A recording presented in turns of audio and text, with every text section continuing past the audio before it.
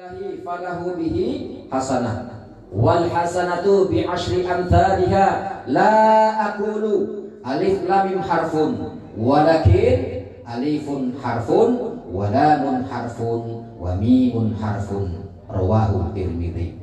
Barang siapa yang membaca daripada satu huruf Al-Qur'an, yang mana satu huruf Al-Qur'an itu diganjar dengan 10 kebaikan. La aqulu alif lam mim harfun, aku tidak mengatakan alif lam mim itu satu huruf, walakin akan tetapi alif itu satu huruf, lam itu satu huruf, mim itu satu huruf. Udah bisa kita bayangkan berapa pahala ganjaran yang kita hadiahkan untuk almarhum dan juga almarhumah. Maka Bapak Ibu jamaah Yasin, jamaah takziah yang dirahmati Allah Subhanahu wa taala, maka jangan itu kita meninggalkan daripada kebiasaan kita untuk membaca Quran. Walaupun kita ini Pak, kebiasaan kita ini baca Qurannya nggak lancar, nggak masalah. Ya, masih terbata-bata misalnya, nggak masalah. Yang penting masih mau belajar. Karena apa? Kalau orang itu tidak mau belajar, maka orang itu dikatakan orang yang sombong. Dia cukup merasa dengan ilmunya saja. Ya. Semua yang kita baca dalam kaitan ibadah, misalnya kita sholat 5 waktu, lantas kita pun berziarah kubur, lantas kita seperti pada malam hari ini yasinan tahlilan, semua yang kita baca berkaitan dengan itu yang namanya huruf Quran. Maka ayo bapak-bapak sekalian, tidak ada batasnya kita dalam belajar. Pak, saya ini malu belajar, sudah tua. Nah, justru yang ngomong seperti itu adalah orang yang sombong. Tidak apa-apa belajar sudah tua, Bu. Yang penting kita masih mau belajar. Kalau salah masih dimaafkan oleh Allah Subhanahu wa ta'ala. Misalnya kita baca alif ba ta, ba di atas ba bawah bi, ba depan bu, ba di bu. Itu satu hurufnya aja sudah 10, Pak. Kita nggak sadar itu mendapat pahala di sisi Allah Subhanahu wa ta'ala. Karena kita nggak sadar. Maka yuk kita belajar Quran. Kata Nabi, khairukum man ta'alamal Qur'an wa 'allamahu. Sebaik-baik di antara kalian adalah orang yang belajar Quran dan mengajarkannya. Ya, di kampung ini ada TPA, ada masjid yang tua-tua misalnya, yuk sama-sama bareng-bareng baca Quran. Jangan malu ya, untuk belajar Quran. Bapak Ibu jamaah Yasin, jamaah takziah yang dirahmati Allah Subhanahu wa taala. Tadi pun di muqaddimah saya katakan ya, walikulli ummatin ajal, fa idza jaa ajaluhum la yastakhiruna sa'atan wa la yastaqdimun. Setiap umat itu memiliki ajal, batas waktunya. Dan apabila ajal itu telah datang, maka tidak bisa diakhirkan dan juga tidak bisa dimajukan. Bu, ajal itu datang ya, tidak bisa dimajukan, tidak bisa diakhirkan. Kita yang sehat pun nanti akan meninggal dunia. Tidak peduli baik itu sehat ataupun sakit, ketika ajal telah datang maka tidak bisa diakhirkan. Orang yang sehat tiba-tiba di sore harinya sakit mendadak, meninggal dunia. Orang yang tadinya mau menikah telah direncanakan, semua sudah dipesan ya, baik itu kuade, kemudian taruh dan lain sebagainya. Ketika ingin melaksanakan daripada ijab kabul, maka meninggal dunia. Pernah kita mendengar begitu, Bu?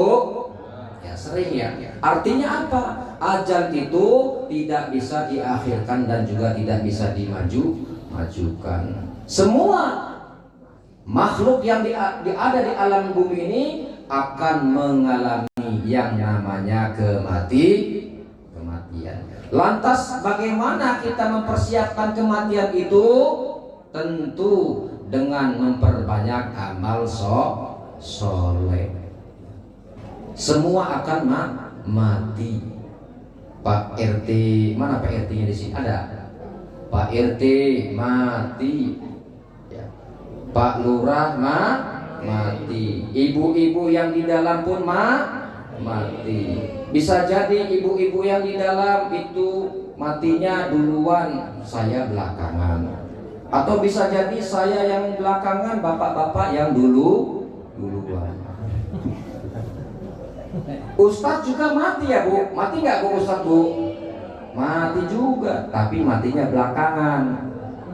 Kalau duluan nanti nggak ada yang bisa bantu baca doa, nggak ada yang bisa bantu baca Yasin. Maka mudah-mudahan kita diberikan oleh Allah Subhanahu wa taala umur yang panjang, amin ya robbal alamin. Belakangan aja lah. Bapak Ibu jamaah Yasin, jamaah takziah yang dirahmati Allah Subhanahu wa taala. Lantas kalau kita sebagai manusia itu meninggal dunia, maka sebelum meninggal dunia itu setidaknya ada tanda-tanda yang dirasakan. Apa itu tanda-tandanya? Sebagaimana di sini dijelaskan dalam kitab Daqaiqul Akhbar. Bu, dengerin ya Bu. Ruwiya an Ka'bil Akhbari, diriwayatkan dari Ka'ab al-Akhbar, annallaha ta'ala khalaqa syajaratan tahtal arsy 'alaiha awraqun bi'adadi kulli makhlukin. Sesungguhnya Allah Subhanahu wa taala itu menciptakan pohon di bawah arsy yang memiliki daun sejumlah bilangan makhluk yang ada di bumi. Jadi Allah itu menciptakan pohon di bawah arsy yang mana daun-daun itu sejumlah makhluk yang ada di bumi. Wa idza qada ajalul 'abdi wa baqiya lahu min umrihi 40 yauman. Dan ketika telah melewati atau mendekati ajal seorang hamba itu yang tersisa padanya daripada umurnya 40 hari, saqatat waraqathu ala hajri Israil alaihissalam, lalu daun itu gugur di pangkuan daripada malaikat Israil. Faya'lamu bidzalika annahu amrun biqabdin ruhi sahibiha. Yang ketika itu si malaikat Israil ini diperintahkan oleh Allah Subhanahu wa taala untuk mencabut ruh yang memiliki daun tersebut. Wa ba'da dzalika yusammunahu mayitan fis sama. Dan setelah itu malaikat menamainya dengan mayit di langit. Jadi artinya begini, ketika orang itu mau mendekati 40 daripada kematiannya, maka daun itu gugur, ya, gugur di pangkuan daripada malaikat Israil. Ya. Ketika itu mengumumkan ke malaikat di langit sana bahwa orang tersebut itu sudah meninggal dunia, sudah disebut yang namanya mayit. Wa huwa hayyun ala wajhil ardi 40 yauman. Padahal orang itu masih hidup di muka bumi. Jadi dia itu sudah mayit dikatakan. Maka kita sering mendengar kadang di masyarakat 40 hari menjelang kematiannya itu kadang-kadang seorang sering linglung, ya Pak ya. Betul Pak ya. Karena dia sudah meninggal, udah gugur daunnya. Di bumi itu sebagaikan dia mayat berjalan. Kadang ngomongnya sering ngelantur. Bu, ibu ada yang ngomongnya sering ngelantur Bu? Ya. Kalau ada udah mulai ngelantur ini Bu, siap-siap ya Bu. Ya Bu. Lantas apalagi itu tanda kematian yang dirasakan oleh seseorang? Tanda kematian mendekati daripada 7 hari. Biasanya itu selera makannya hilang. Sudah nggak mau lagi yang namanya makan, berkurang itu selera makan. Walaupun disuguhin dengan sambal pete campur teri. Bu, sambal pete campur teri enak nggak, Bu? Nah, kalau orang sudah mau meninggal 7 hari itu biasanya selera makannya hilang. Dan ini pun ujian ini biasanya diberikan oleh kepada orang yang sakit. Lantas apalagi tandanya? Ya, tandanya itu ya mendekati daripada kematian itu yang ketiga hari, bagian tengah dahinya berdenyut dengan kencang.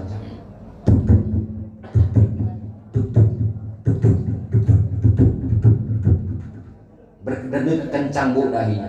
Bu, periksa, Bu, dahinya, Bu. Berdenyut dengan kencang enggak? Pak Ustadz, dahi saya berdenyut kencang nih. Ya, tapi bukan mau mati, mikirin banyak, Bu. Hutang, kata ibu-ibu ya. Itu tandanya berdenyut dengan kencang bagian dahi. Lantas matanya itu sayu. Ya. Kalau ibu matanya bukan sayu tapi sendu, sendang duit. Apalagi tanda 3 hari menjelang kematiannya, biasanya hidungnya sedikit membesar, cenderung mengendur, agak turun. Nah, Pak, yang di luar sana dicek Pak, hidungnya itu udah mulai kendor-kendor nggak, Pak? Iya, masih suka makan kan? Kalau udah mulai kendor-kendor, udah sedikit agak membesar, tanda Pak 3 hari, Pak. Awas, siap-siap. Ya. Bapak Ibu jamaah Yasin, jamaah takziah yang dirahmati Allah Subhanahu wa taala, itulah setidaknya ada tanda-tanda menjelang yang namanya kematian. Bapak Ibu jamaah Yasin, jamaah takziah yang dirahmati Allah Subhanahu wa taala. Lantas ketika orang itu sudah meninggal dunia, ya, biasanya itu di bagian pusar itu mulai dingin menjelang 1 hari kematian. Terus naik ke atas sampai ke kerongkongan itu mulai dingin badannya. Biasanya dia ingin berpesan, mengomong kepada keluarganya, maka sunnahnya itu ditalkinkan dengan kalimat la ilaha illallah. Ditalkinkan dengan kalimat la ilaha illallah, dibisikkan, jangan buru-buru, ucapkan di telinganya la ilaha illallah. Ya, terus diucapkan lagi, jarak sebentar lagi, jarak berapa menit, ucapan lagi la ilaha illallah. Biasanya mulai matanya itu udah mulai melotot. Nah, ketika misalkan udah seperti itu, yang gampang aja kalimat yang disebut Allah, Allah, Allahu, Allahu. Kalau orang yang tidak terbiasa berzikir kalimat Allah, maka orang ini agak susah dalam meninggal dunia. Maka biasakan lidah kita untuk mengucapkan kalimat la ilaha illallah. Ya, biasakan kayak Bapak tadi kita talqin la ilaha illallah, la ilaha illallah. Itu membiasakan lisan kita mengucapkan kalimat la ilaha illallah. Agar apa? Ya, agar gampang ketika kita sakaratul maut. Kalau orang itu biasa yang baik-baik, insya Allah matinya pun akan baik. Kalau orang yang suka, mohon maaf ya, bercanda dikit ya, bercanda ini, suka burung misalnya, nanti takutnya mengucap ketika meninggal dunia biasanya ngapa seperti burung beos, seperti burung kacer ya. Bercanda ini ya, bercanda tunggunya. Ya, maka biasakan lidah kita untuk mengucapkan kalimat la ilaha illallah. Bapak Ibu jamaah Yasin, jamaah takziah yang dirahmati Allah Subhanahu wa taala. Lantas kuburan ini pun ya, kuburan ini pun sebagai pengingat daripada kita. Kubur yang di sana, di sini di mana Pak kuburannya Pak? Kamboja. Kuburan Kamboja itu memanggil-manggil kita, menyerukan kepada kita, namun kita sendiri tidak sadar. Siapa yang bisa mendengar? Yaitu semua makhluk kecuali jin dan manusia. Di sini dikatakan wa fil khabari annal qabra yunadi kulla yaumin khamsa maratin yaqulu, bahwasanya kubur itu memanggil dalam setiap harinya 5 kali dengan panggilan. Apa itu kata kubur? Ana baitul wahdah, aku ini adalah rumah kesendirian. Faj'al laka munisan bi qiraatil Qur'an, maka hiasilah dirimu, tentramkanlah dirimu dengan bacaan Al-Qur'anul Karim. Kalau kita ingin tentram di alam kubur, kalau kita ingin selamat daripada alam kubur, azabnya alam kubur, maka banyak-banyak kita baca Quran. Inilah nanti yang akan memberikan ketentraman di alam kubur. Bu, kita ini kadang-kadang ya lupa baca Quran ya. Kita abaikan Al-Quran di rumah dalam lemari sampai buruk, sampai itu yang namanya dimakan kutu, nggak pernah dibuka. Ya. Lebih banyak kita baca WA, baca Instagram dan lain sebagainya. Ya, bukan tidak boleh kita bermain daripada medsos, tapi setidaknya ada Al-Quran yang kita baca dalam setiap harinya. Usahakan ya, walaupun dalam setiap hari misalnya habis sholat kita membaca Yasin wal Qur'anil Hakim innaka laminal mursalin shadaqallahul azim misalnya. Terus nanti asar dilanjutkan lagi atau besok lagi, nggak masalah, masih ada yang kita baca, masih ada yang kita baca. Ya, inilah yang nanti akan menerangi daripada kubur kita. Jujur nih Bu, kadang-kadang kita lupa, kita abaikan itu yang namanya Quran. Kita sepelekan itu yang namanya Quran. Padahal Al-Quran itu akan menjadi tentram di alam kubur. Lantas apalagi kata kubur manggil? Yang kedua, ana baitul zulmah. Kata kubur manggil, aku ini adalah rumah kegelapan. Fanawiruni bi sholatil lail, maka terangilah kuburmu dengan sholat malam. Pak, kalau malam bangun Pak, bangun sholat malam nggak Pak?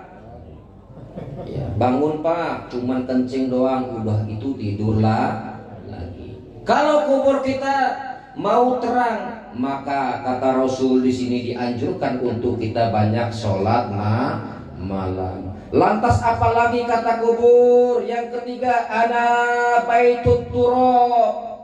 Aku ini adalah rumah tanah.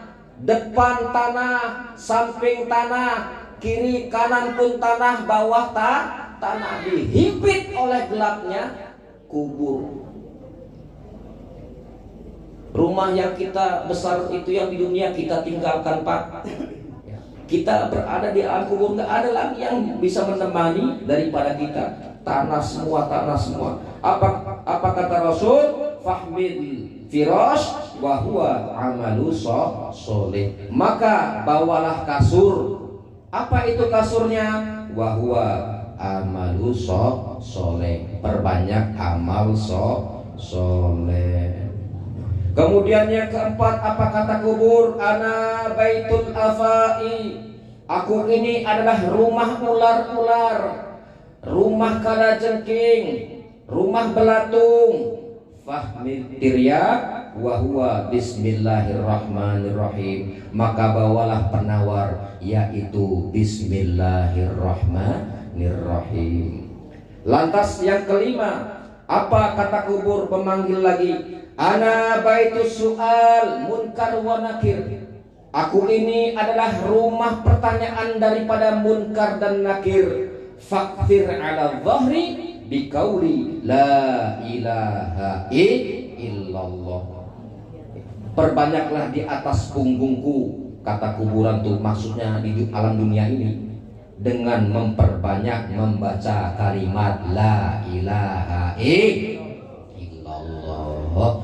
La ilaha illallah, la ilaha illallah, la ilaha illallah, Muhammadur Rasulullah.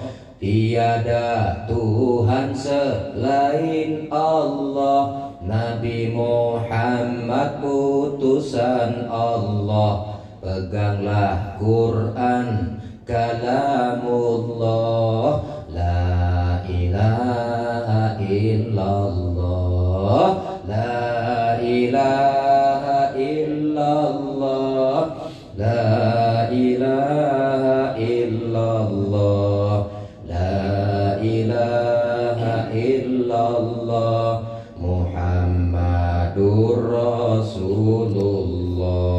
Sembah sujud di atas sejadah, solat wajib perintah ibadah. Moga amal kita diijabah, hidup berkah rizki melimpah. La ilaha illallah, la ilaha illallah, la ilaha illallah, Muhammadur Rasulullah. Perbanyak membaca zikir kalimat la ilaha illallah, sebagaimana Rasul mengatakan, man kana akhiru kalamihi la ilaha illallah dakhalal jannah. Barang siapa yang di akhir hayatnya dia mengucapkan kalimat la ilaha illallah, maka akan masuk ke dalam surganya Allah Subhanahu wa ta'ala. Mudah-mudahan Bapak Hawazi bin Syahmin ini yang semasa hidupnya ya sering berzikir, dan juga Ibu Mazidah binti Muhammad Mukhtar ini sering berzikir mengucap kalimat la ilaha illallah, tentu dimasukkan ke dalam surganya Allah Subhanahu wa ta'ala. Amin ya rabbal alamin. Mungkin itu saja Bapak Ibu sekalian, tidak panjang lebar yang dapat kami sampaikan. Mudah-mudahan bermanfaat. Ikan sepat, ikan gabus berenang di air tawar, lebih cepat lebih bagus karena perut sudah. Mungkin itu saja. Terima kasih. Sama-sama kita berdoa kepada Allah Subhanahu wa taala. Mudah-mudahan tentunya kita diberikan umur panjang oleh Allah taala dalam ketaatan beribadah kepada Allah, dan juga almarhum Bapak Hawazi bin Syahmin dan juga Ibu Mazidah binti Muhammad Mukhtar diampuni atas segala dosanya, dilapangkan kuburnya, dan dimasukkan ke dalam surganya Allah Subhanahu wa taala. Amin ya rabbal alamin. Binyati du'a al-Fatihah. A'udzubillahi minasyaitonir rajim. Bismillahirrahmanirrahim. Alhamdulillahirabbil alamin.